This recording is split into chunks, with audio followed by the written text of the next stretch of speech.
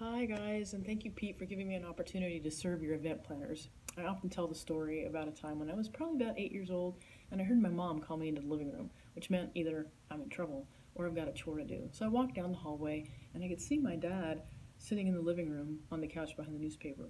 And my mom looked down at me and she said, "Your brother says he's been doing stuff to you. Is that true?" And I went, "Yes." And she looked at my dad and said, "Is that true?" And he didn't look up from the newspaper. And he said, "I don't know what she's talking about." And so we had this conversation, and every time she brought my dad into the conversation, he would never look up from the newspaper, and he would just say, "I don't know what she's talking about." And then, sadly, the conversation stopped. And because of my dad's lie that day, I started believing things about myself. Two things. One, when I am authentic and speak the truth, it really doesn't matter. And the second, I don't matter. And because of that, I started this long history in my life of living behind a mask and being whoever anybody else wanted me to be. I became a really good follower. And then it probably wouldn't surprise you that I became a licensed marriage and family therapist and also an ordained pastor. I tell people I'm really just a highly paid codependent. And so in the years to follow, I did a lot of my own personal therapy and then went to school and became doing all the training and also performed 20 years of professional therapy. And in those years, I noticed that people would get stuck. They would work really hard and they would get stuck. And one day I'm like really frustrated. I was sitting on my couch and I'm like, why? Why are these people getting stuck? And I had this moment of what I believe is divine intervention, and I heard two words. Would you like to know what they are? Identity abuse. Say that, identity abuse. Now, what is identity abuse? I would have never put those two words together. I heard spiritual abuse and physical abuse and sexual abuse, but I've never heard of identity abuse. And I thought, what is that?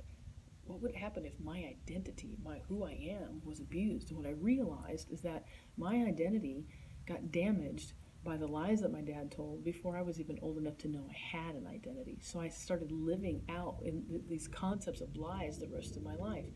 And I was just stunned by that information. And I went back and started telling my clients and just watching them just be amazingly transformed by the knowledge that they were believing lies.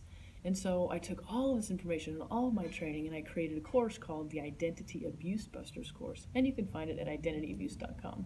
And what's been fascinating to watch is just taking these three themes. So I have three things that we focus on. One is you have an identity that's important, powerful, and can be discovered. The second is you're going to be lied to every single day, and you can learn how to detect those lies when they're coming. And the third is you get to choose what you believe. And sometimes you're going to be asked to choose to believe things that don't feel true. Learning the difference between what I feel and what is true is so extremely valuable. So imagine right now that your phone goes off and you pull it out and it says your house is on fire and your family's inside and you're like, man, I gotta go. So you shut off this video and you just jet. And so then when you get there, all of a sudden you see your house is on fire, but your family comes running up to you. So even in the midst of me telling you that story, you can feel a little bit of anxiety, but then a little bit of happiness at the same time. But if I said your neighbor died while getting your family out of the house, you'd probably feel a little bit sad.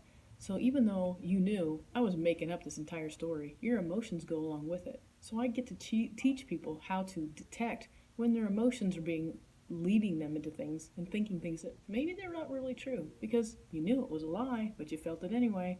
So I'm really happy to say, years later, when I got to tell the police the truth, my dad did go to jail. And I want you to know that I'm proof, and you will be too, that you can become a leader. Just become healthy in who you are and be able to express the true nature of what you've already been given. The truth can set you free.